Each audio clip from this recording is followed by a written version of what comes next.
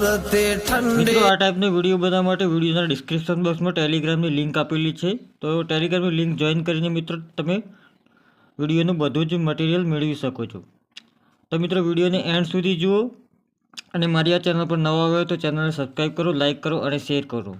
તો ચાલો મિત્રો હવે આપણે વિડીયોને સ્ટાર્ટ કરીએ. એપ્લિકેશન ઓપન કરો. VN એપ્લિકેશન ઓપન કર્યા પછી પ્રોફાઇલ પર ક્લિક કરવાનું છે. સેટિંગવાળા ઓપ્શન પર ક્લિક કરી પરફોર્મન્સ પર ક્લિક કરીને ડિફોલ્ટ ફોટો ડ્યુરેશન પર ક્લિક કરી ફોટો ડ્યુરેશન 5 સેકન્ડની કરી લેવાની છે. હવે બહાર નીકળી જવાનું છે મિત્રો. પ્લસવાળા આઇકન પર ક્લિક કરો મિત્રો.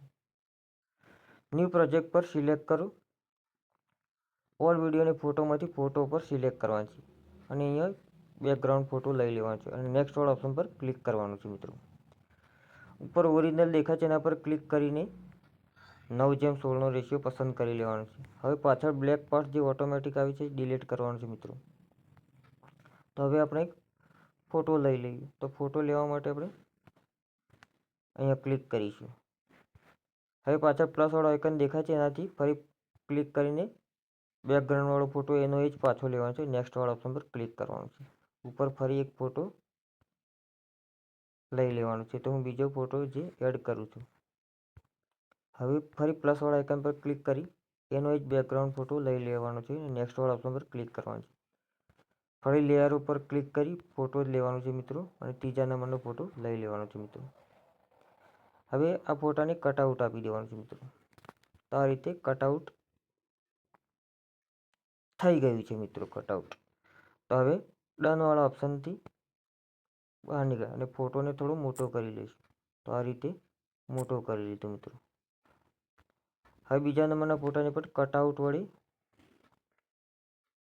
બેકગ્રાઉન્ડ રિમૂવ કરી લેવાનું છે મિત્રો. તો ડનવાળા ઓપ્શનથી ક્લિયર કરું છું મિત્રો. તો હવે આ રીતે ફોટોને મોટો કરી લેવાનો. હવે આનું પણ બેકગ્રાઉન્ડ હટાવવાનું છે. તે કટઆઉટનું ઉપયોગથી આપણે બેકગ્રાઉન્ડ હટાવી લઈશું મિત્રો. બેકગ્રાઉન્ડ હટી ગયા પછી આપણે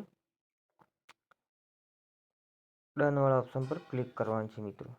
ડનવાળા ઓપ્શન પર ક્લિક કરીને ફોટોને થોડો મોટો કરી લેવાનો છે મિત્રો. તો આ રીતે હવે માસ્કવાળા ઓપ્શન પર ક્લિક કરવાનું છે મિત્રો. માસ્કવાળા ઓપ્શન પર ક્લિક કર્યા પછી લાઇનર પર ક્લિક કરવાનું છે. ઓગળી વળી ફેરવી લેવાનું છે.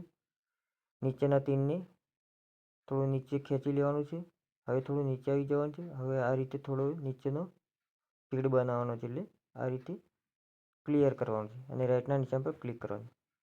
હવે બીજા નંબરના ફોટામાં પણ માસ્ક વડે આપણે લાઇનર પર ક્લિક કરી રાઇટના નિશાન પર ક્લિક કરવાનું છે.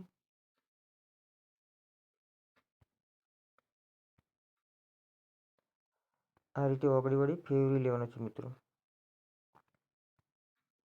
નીચે આવવાનું છે. એરો નિશાન ખેંચી લેવાનું છે. હવે ઉપર થોડું ખેંચી લેવાનું છે. રાઇટના નિશાન પર ક્લિક કરવાનું છે. હવે ત્રીજા નંબરના ફોટો પર સિલેક્ટ કરીશું. માસ્ક પર સિલેક્ટ કરીશું. લાઇનર પર સિલેક્ટ કરીશું. ઓગળી વળી ફેરવી લેવાનું છે મિત્રો. નીચે આવવાનું છે. એરો નિશાને ખેંચી લેવાનું છે. ઉપર ક્લિક કરો. આ રીતે રાઇટના નિશાન પર ક્લિક કરવાનું છે મિત્રો. હવે મિત્રો ટ્રાન્ઝિશન ઉમેરી લેવાનું છે. ટ્રાન્ઝિશન માટે મેં એક વિડીયો ડાઉનલોડ કરીને રાખ્યો છે. તો વિડીયોવાળા ઓપ્શન પર ક્લિક કરવાનું છે. 2 સેકન્ડનો વિડીયો પહેલેથી ડાઉનલોડ કરીને રાખ્યો છે. તો આપણે જોઈ લઈએ મિત્રો. આ 2 સેકન્ડનો વિડીયો છે. એને પૂરી સ્ક્રીન ઉપર લેવા માટે ફિલનો ઓપ્શન આપણે ચૂનીશું. હવે બ્લેન્ડિંગવાળા ઓપ્શન પર ક્લિક કરવાનું. સ્ક્રીન પર ક્લિક કરવાનું અને રાઇટના નિશાન પર ક્લિક કરવાનું. એ ડુપ્લિકેટ કરી લેવાનું છે મિત્રો. ડુપ્લિકેટ કરીને બીજા નંબરના ફોટો પર સિલેક્ટ કરી લેવાનું. હવે ફરી ડુપ્લિકેટ કરવાનો છે. ડુપ્લિકેટ કરીને આપણે ત્રીજા નંબરના ફોટો પર સિલેક્ટ કરી દેવાનું છે મિત્રો. આ રીતે સિલેક્ટ કરી લો. તો હવે આ રીતે પ્લે કરીને થોડું જોઈ લઈએ ક્લિયર છે કે નહીં. તો આ રીતે દેખાવા લાગશે મિત્રો. તો હવે નીચે બેકગ્રાઉન્ડ જે દેખાય છે બેકગ્રાઉન્ડમાં ફિલ્ટરવાળા ઓપ્શન પર ક્લિક કરીશું. એડજસ્ટનો ઉપયોગ કરીશું. HV પર ક્લિક કરવાનું છે મિત્રો. તો ગુલાબી કલરની સાડી છે તો આપણે થોડો ગુલાબી કલર કરી લઈએ. તો મિત્રો આ રીતે પાછા જવાનું છે ને ગુલાબી કલર રાઇટના નિશાન પર ક્લિક કરીશું. હવે બીજા નંબરના બેકગ્રાઉન્ડ પર ક્લિક કરી ફિલ્ટરના ઓપ્શન પર ક્લિક કરી એડજસ્ટ પર ક્લિક કરી HV પર ક્લિક કરવાનું છે. તો આપણે અહીંયા બ્લુ કલર કરવાનો છે તો બ્લુ કરી લો. તો રાઇટના નિશાન પર ક્લિક કરવાનું. આમાં તો કલરની સેમ પોઝિશન છે મિત્રો. હવે એક લિરિક્સ સોંગ મૂકી દઈશું મિત્રો. તો ફોટોઝવાળા ઓપ્શન પર ક્લિક કરી વિડીયોવાળા ઓપ્શન પર ક્લિક કરવાનું છે. અહીંયા મેં પહેલેથી 14 સેકન્ડનો વિડીયો બનાવીને રાખ્યો છે. તો હું થોડું આગળ વધું અને લિરિક્સ સોંગ અક્ષરો દેખાવ છે મિત્રો. તો ગુજરાતી ગીતો સાથે લિરિક્સ સોંગ બનાવીને રાખ્યું છે. તો હું પહેલાં એને ડિલીટ કરું છું મિત્રો. એના પહેલાં થોડી ભૂલ થઈ ગઈ છે મિત્રો. તો ફોટોઝવાળા ઓપ્શન પર ક્લિક કરવાનું છે. ફોટોઝવાળા ઓપ્શન પર ક્લિક કરી ફોટો ઉપર સિલેક્ટ કરવાનું છે. હવે શેડો લેવાનો છે. બ્લેક કલરનો શેડો લેવાનો છે મિત્રો. એને આ રીતે સેટિંગ કરી લેવાનું છે મિત્રો. થોડું નીચે રાખવાનું છે મિત્રો. હવે એને પૂરા વિડીયો પર એપ્લાય કરી લેવાનું છે. એટલે વિડીયો એન્ડ સુધી પહોંચાડી દેવાનું છે મિત્રો. તો વિડીયો એન્ડ સુધી મિત્રો પહોંચી ગયો છે. તો હવે એને બ્લેન્ડિંગ વડે સ્ક્રીન કરી લેવાનું છે. અરે મલ્ટીપ્લાય કરી લેવાનું છે મિત્રો. મલ્ટીપ્લાય કરશો એટલે રાઇટના નિશાન પર ક્લિક કરવાનું છે. હવે મિત્રો આપણે જે પહેલાં બ્લેક સ્ક્રીન સિરીઝ સોંગ લેતા હતા એ લેવાનું છે. વિડીયોવાળા ઓપ્શન પર ક્લિક કરવાનું છે અને 14 સેકન્ડનું લિરિક્સ સોંગ લેવાનું છે મિત્રો. હવે એને થોડું આ રીતે ખેંચીને ગીત દેખાવું જોઈએ નીચે ખેંચીને કરી લેવાનું છે મિત્રો. તો આ રીતે થોડું નીચે ખેંચી લો.